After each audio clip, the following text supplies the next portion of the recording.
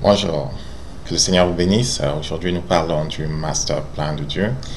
Il est question pour nous de comprendre ce qui motive les actions de Dieu.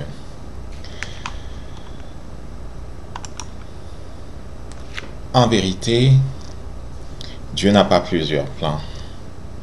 Chaque chose qu'il a jamais faite, celle qu'il fait à cet instant, celle qu'il fera demain, concourt à ce que j'aime appeler son but ultime ou son master plan. Alors qu'on a souvent tendance à penser qu'il est préoccupé de mille affaires, de mille choses, la vérité c'est que Dieu n'est préoccupé que d'une seule chose. Il a une seule préoccupation, il poursuit un seul plan et il fait une seule œuvre.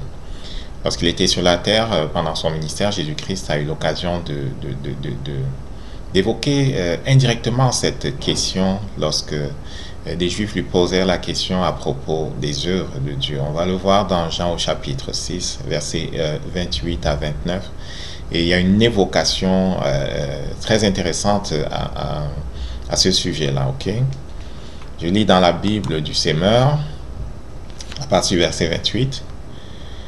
Et que devons-nous faire pour accomplir les œuvres que Dieu attend de nous, lui demandèrent-ils encore. Que devons-nous faire pour accomplir les œuvres que Dieu attend de nous? Ils sont nombreux ceux qui pensent que Dieu déclarera un homme juste, ou Dieu sera comme satisfait de la vie d'une personne parce que cette dernière aura accompli un tas de choses, une multitude d'œuvres. Et donc ces hommes, comme la majorité des hommes, approchent Jésus-Christ avec justement l'idée de se faire dire qu'il y aurait une liste de 100 choses à faire, une liste à cocher de 100 choses à faire. Heureusement, il n'y a pas 100 choses à faire. Au verset 29, la réponse vient, l'œuvre de Dieu. Voyez le contraste. Alors que l'homme pense à une multitude de choses, Dieu ne pense qu'à une seule, l'œuvre de Dieu. Leur répondit-il, c'est que vous croyez à celui qui l'a envoyé. Donc, Dieu a une seule préoccupation, il a un seul plan, une seule œuvre, il poursuit un seul but. Et le master plan de Dieu est très important parce que finalement, Dieu, dans sa logique, en nous créant, nous a créés pour accomplir son master plan. Il nous a créés pour accomplir son but ultime. Et donc, notre raison d'être, finalement, est intimement liée au master plan de Dieu. Et qui connaît le master plan de Dieu n'aura pas de difficulté finalement à trouver quel est le but de sa vie. Au moins, le champ de recherche sera réduit. Parfois, plusieurs se posent la question de savoir quel est le but de leur vie et ils vont dans toutes sortes de directions, suivant les désirs de leur cœur, de leur âme, ou suivant ce que la société montre comme modèle, comme ce qui est à la mode à ce moment-là. Et ce n'est pas toujours en rapport avec le master plan de Dieu. J'ai appris à me tenir éloigné de ce qui ne contribue pas au master plan de Dieu et sage qui accomplira de la sorte. C'est ce que Dieu attend de nous. Il nous a créés pour un but et on serait rebelle de s'en aller faire complètement autre chose. Donc le Saint-Esprit s'est servi de Éphésiens 1 au chapitre 1, à partir du verset 7 jusqu'à 10, on va le lire. La Bible du Semeur, toujours. En Christ, parce qu'il s'est offert en sacrifice, nous avons été délivrés et nous avons reçu le pardon de nos fautes. Donc, nous avons été délivrés, nous avons reçu le pardon de nos fautes en Jésus. Dieu a ainsi manifesté sa grâce dans toute sa richesse. Il a répandu sur nous avec surabondance en nous donnant pleine sagesse et pleine intelligence. Au verset 9, pour que nous connaissions le secret de son plan. Ce plan, il a fixé d'avance dans sa bonté en Christ pour conduire les temps vers l'accomplissement. Selon ce plan, tout ce qui est au ciel et tout ce qui est sur la terre doit être réuni sous le gouvernement de Jésus-Christ. Regardez à partir du verset 9. À partir du verset 9. à partir du verset 9, il dit que Dieu a eu à cœur de nous révéler son plan secret.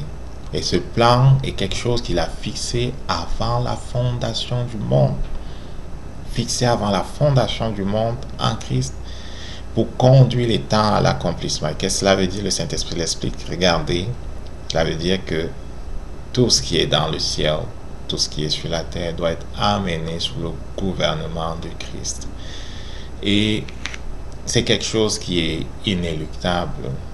Dieu l'a décidé, Dieu l'a déclaré, et sa puissance amène toutes choses dans cette direction, sous le gouvernement de Jésus-Christ.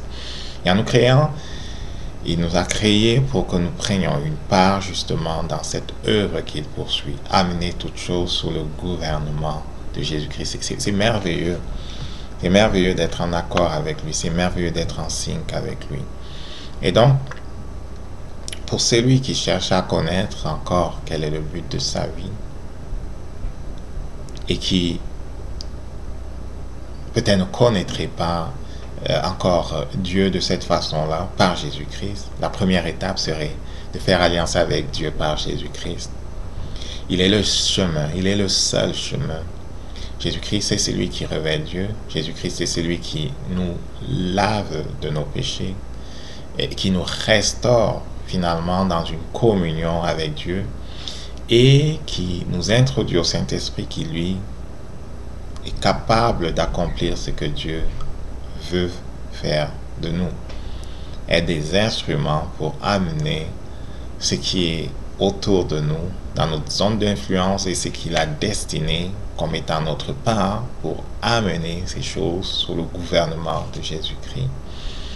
Donc, je vous encourage à faire la première étape si vous ne l'avez pas encore faite. Et si vous êtes un chrétien qui ne comprenez pas encore quelle est votre raison d'être, le but de votre vie, bien, priez avec ce verset et laissez le Saint-Esprit vous instruire.